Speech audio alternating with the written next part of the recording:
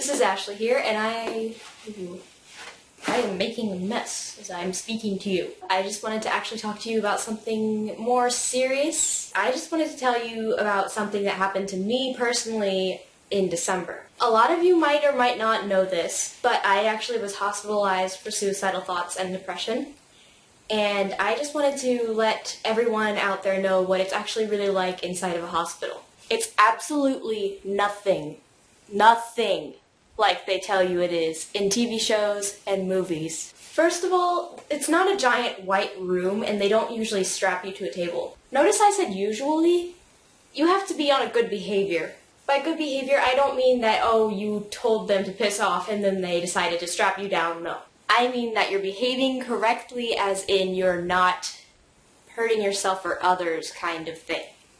Or causing a big shalabulablu. Whatever that is. Whenever they had those things, they would call them code gray, and we didn't have any when I was where I was, but what did happen is the place next to us had about 7 or 8 code grays while I was there. All you would hear was screaming, and you would know that the person was getting tackled to the ground and put in a straitjacket. It was a little intimidating and scary, but you kind of got used to it after a while, and you realized that the people were actually trying to help them rather than hurt them, and that kind of calmed things down. Although it was really kind of unnerving. When I first got there, it was nighttime, and there was only one other person there who was actually being checked in at the same time I was. The reason I was there was not because my parents decided to put me in, but because I decided to put me in. I went up to my parents and told them, if you don't put me in the hospital, I will. And I knew that I needed help. So I finally said that, and I ended up in the hospital.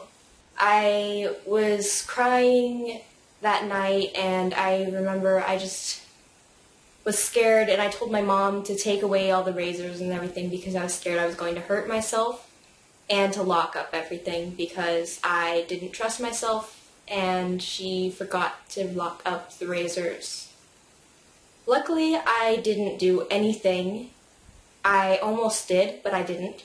If I had, that would have been my first time hurting myself in a long time. Now when you hear this, you're probably surprised. I actually did go through a time when I was in self-harm, and luckily I've been able to get rid of that in a few minor ways, is therapy, and I would wear a little rubber band around my wrist that would help me remember every time I had those urges not to use it. I wouldn't snap it like most people would. I would just see it, and it would remind me not to do it. When I see people who are using the rubber band and snapping it, I still see that as a form of self-harm, and I don't really necessarily agree with it. But if it helps you from actually cutting yourself or burning yourself or doing whatever it is that you were going to do, then I guess that is better, but it still can harm you. And especially if it's one of those little rubber bands that has the metal on it, that can really actually hurt you. So I'd rather see you not do that if you can. But if it's something and it's the only thing that you think that will help you, then by all means, do what you need to do. Now the first night I got in there, I was crying, and I remember that I got there and there was only one other person in the waiting room with me. He had gotten there before me.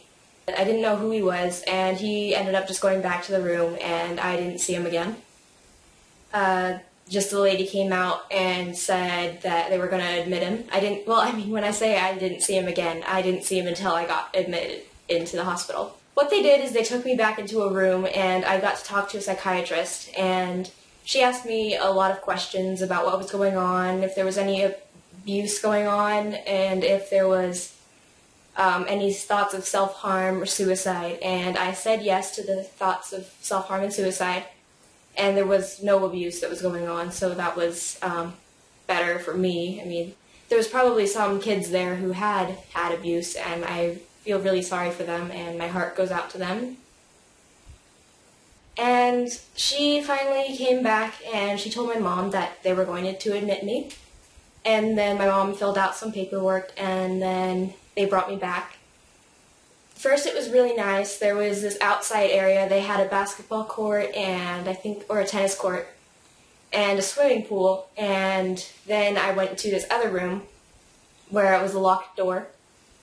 And then there was couches and a little waiting room that I sat in. I sat there for a while until they were able to do an examination. They did a skin exam where they checked me to make sure I didn't have any cuts or any harm that needed to be addressed at that time, which there wasn't. I was all good. And they also did the skin check, which yes, you do have to strip down, but they do that because of, one, they need to check if you have any weapons, and two, they need to check and see if there's anything that needs to be treated, like cuts and scars or anything like that. They might ask you if you've taken any medication over what you shouldn't have, and immediately also you gotta realize that they're gonna change your medication while you're there.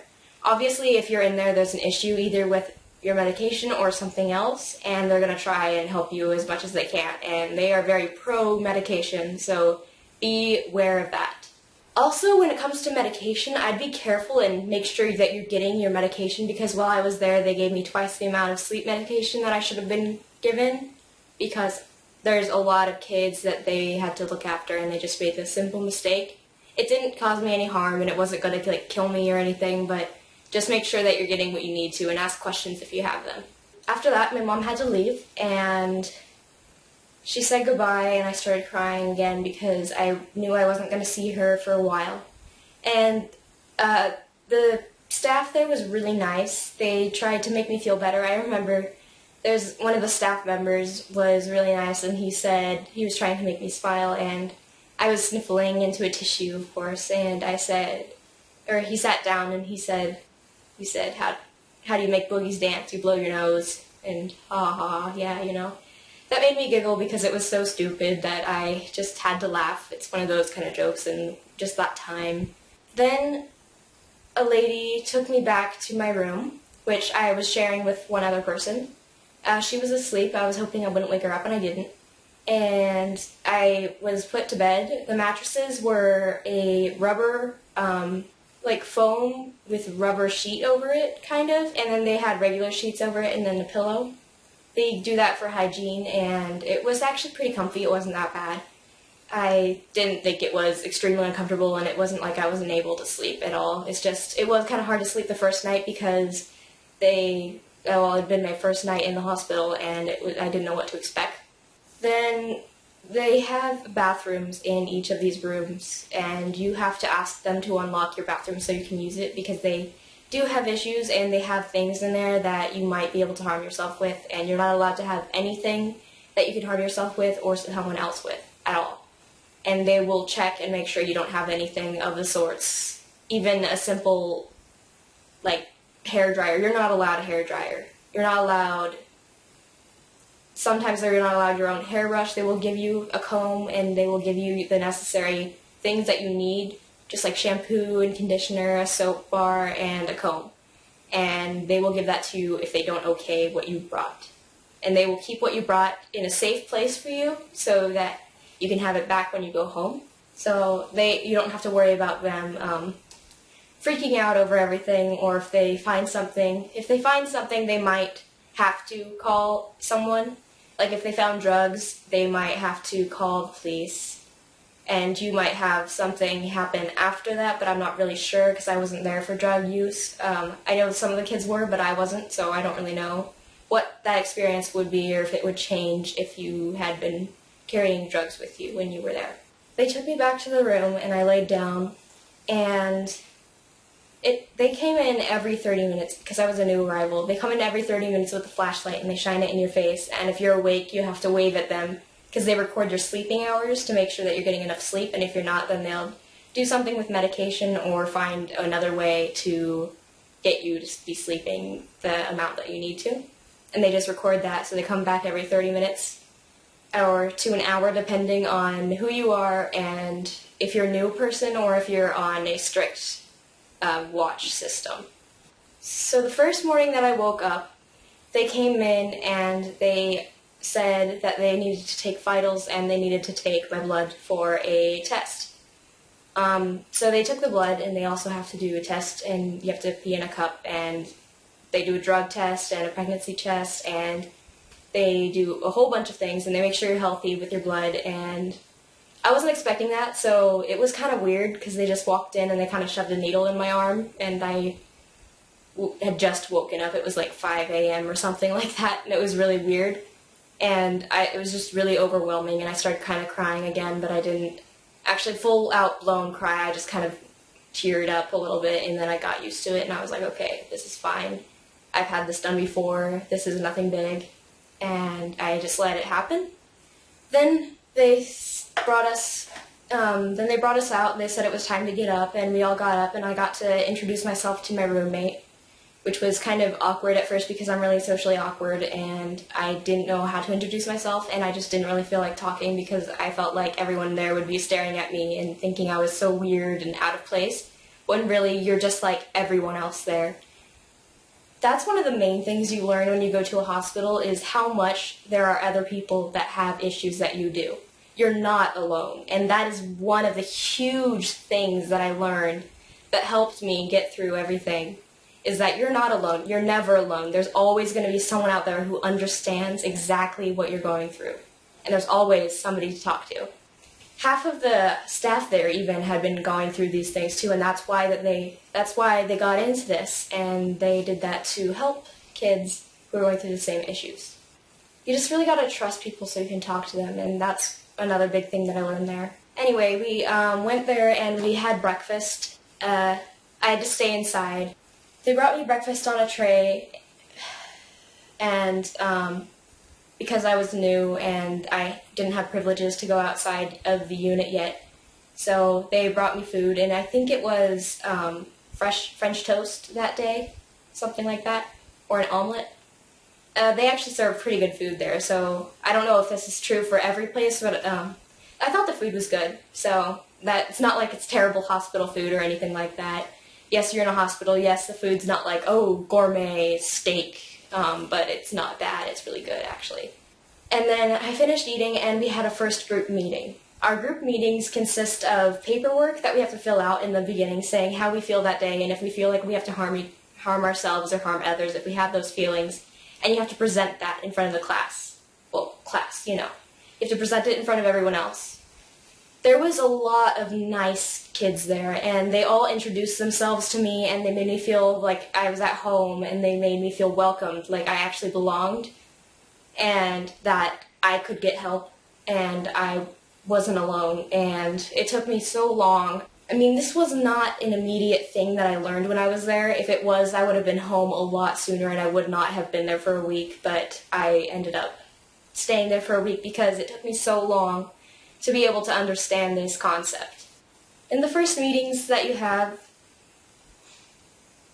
they talk a lot of personal things, and you have to talk to them about what it's like and what happened, and if you don't talk to them, you're never going to be able to get the privileges you need to go outside, to eat out with the others, or go on a break, which is outside. You get to a little recess where you get to go outside and just let out some energy, play some sports, or do something. And you could go swimming if it was summer, but it was winter, so I didn't go swimming, obviously, when I earned those privileges.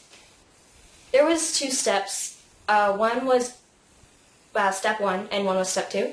Step 1, you got to go outside, and you got to go on the breaks and go eat lunch, breakfast, and dinner out in the cafeteria, which was nice because you just got to finally see outside, and you got to see that there was other people there, and it was just an open space, and you weren't alone, and you weren't trapped exactly, well, as trapped. You didn't feel like you were as in jail as before when you didn't have those privileges.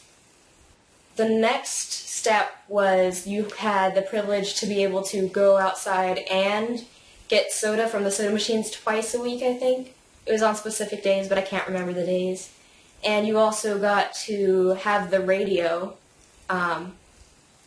so you could play with the radio on your breaks that you had, which was about an hour break a day, that you didn't have to do any of the meetings or anything. Most of the time that you were there, you were doing meetings or group sessions or personal counseling. So it was all counseling. And the great thing about this is that there's no outside stressors. There's no school, there's no parents there, there's no friends there, there's no bullies, there's nothing. There's just you and your counseling and your personal progression and your treatment.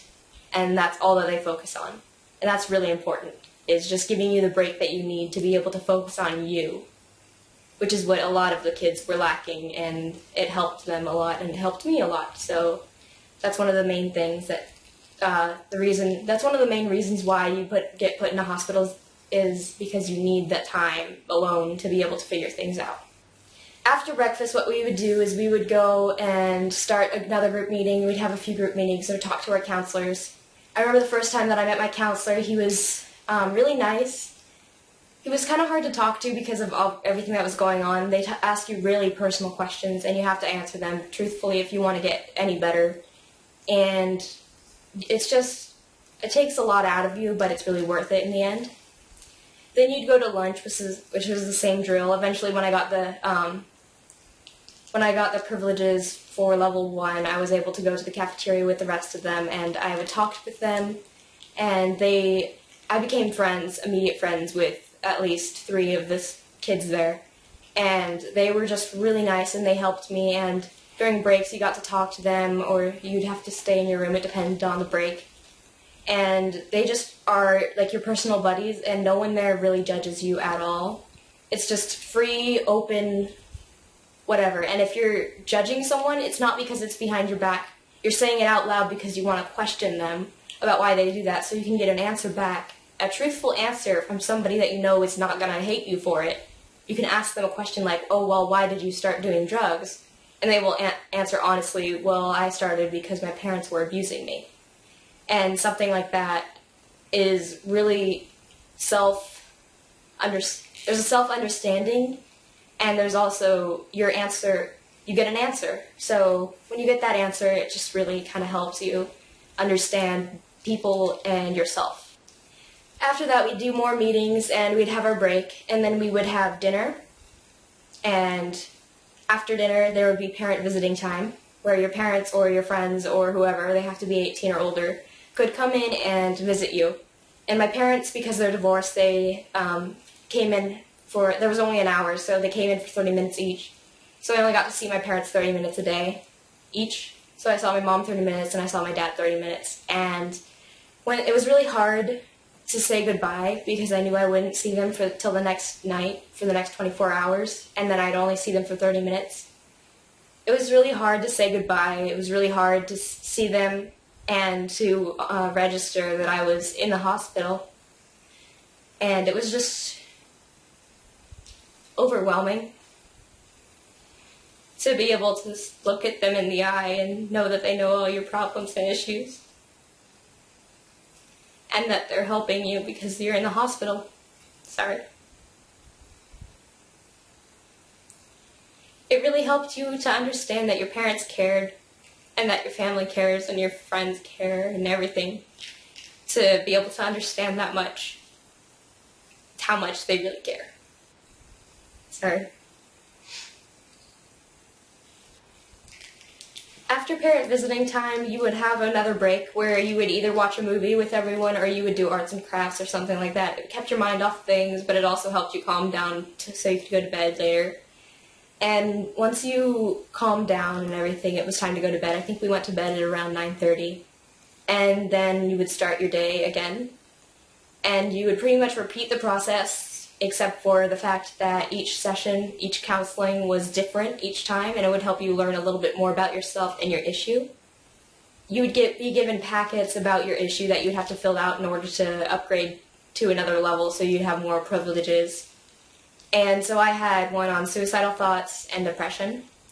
And I learned a lot of things actually out of them. They were only a few pages, but they actually taught you a lot. And they told you coping skills that you would have never thought of before that are really simple. And they do everything they can to help you get back on your feet so you can go back and live a normal life. Thanks for listening.